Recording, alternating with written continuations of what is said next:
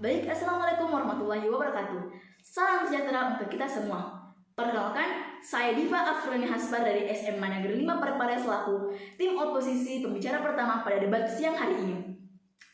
Adapun masih debat pada siang hari ini yaitu Dewan ini mewajibkan orang tua untuk mengikuti tes kelayakan sebagai syarat memiliki anak. Baik, adapun kata kunci dari musik kali ini yaitu tes kelayakan. Apa sebenarnya tes kelayakan itu?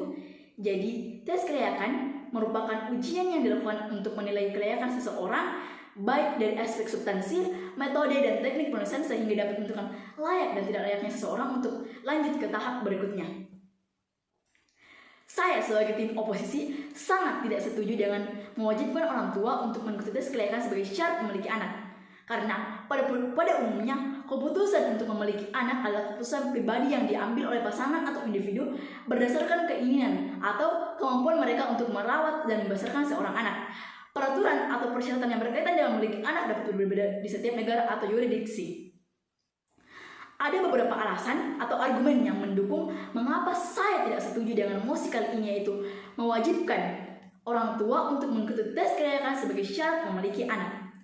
Seperti yang pertama, seperti yang kita ketahui bahwa di negara kita ini, Indonesia tercinta, diatur oleh Undang-Undang Dasar 1945, yang dimana di dalam Undang-Undang 1945 itu diatur oleh beberapa pasal. Salah satunya pasal 28I ayat 4 Undang-Undang 1945 yang berbunyi, perlindungan, pemajuan, penegakan dan pemenuhan hak asasi manusia adalah tanggung jawab negara dan pemerintah. Artinya, hak asasi manusia di sini adalah hak yang dianugerahkan oleh Tuhan Yang Maha Esa kepada setiap individu di bumi.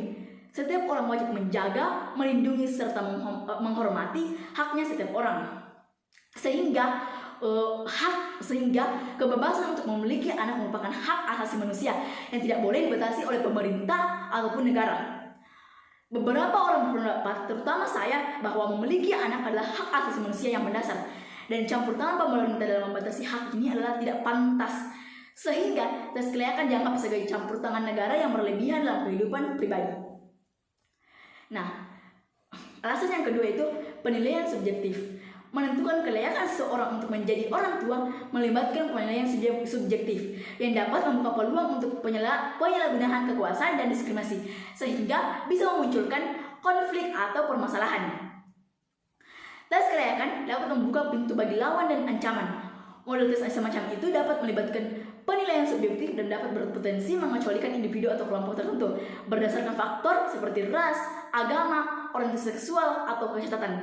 Jika kalian menganggap bahwa orang tua yang cacat akan menghasilkan anak yang cacat sehingga diperlukan tes kelayakan ini, menurut saya orang tua yang cacat tidak selamanya menghasilkan keturunan yang cacat. Bisa saja gen yang turun ke anak tersebut adalah gen dari salah satu orang tua yang cacat, sehingga tidak selamanya orang tua yang cacat akan memiliki keturunan yang cacat.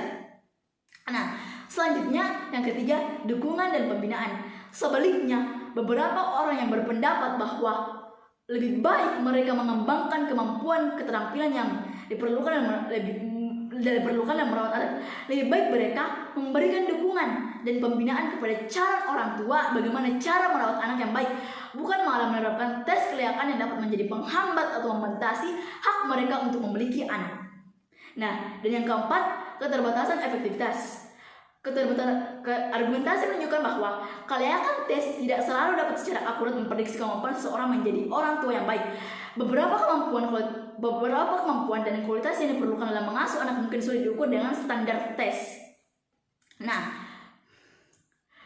memang di banyak negara keputusan untuk memiliki anak dalam keputusan pribadi tidak memerlukan persyaratan khusus atau pengujian kelayakan. Hal ini berdasarkan prinsip kebebasan individu dalam mengambil keputusan mengenai kehidupan mereka sendiri, termasuk keputusan untuk memiliki anak.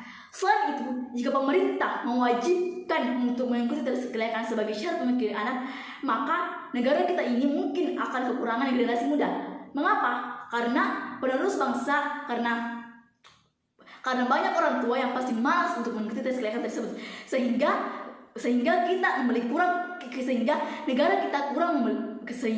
negara kita akan memiliki generasi muda yang kurang, karena negara yang maju dan berkembang itu tergantung terhadap generasi mudanya. Pada akhirnya, keputusan tentang perlu atau tidaknya tes kelayakan sebagai syarat untuk memiliki anak adalah hasil dari konteks budaya, pandangan nilai, regulasi dan regulasi hukum yang berlaku di masing-masing negara. Pendekatan yang paling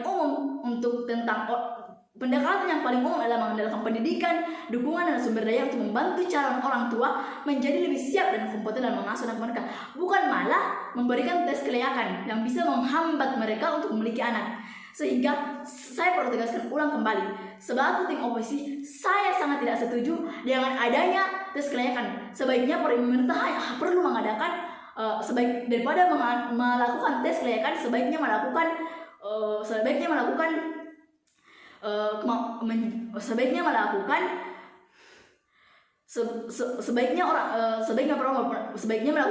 dukungan dan pembinaan kepada calon orang tua untuk membantu mereka mengembangkan bagaimana cara menjadi orang tua yang baik dalam merawat anak.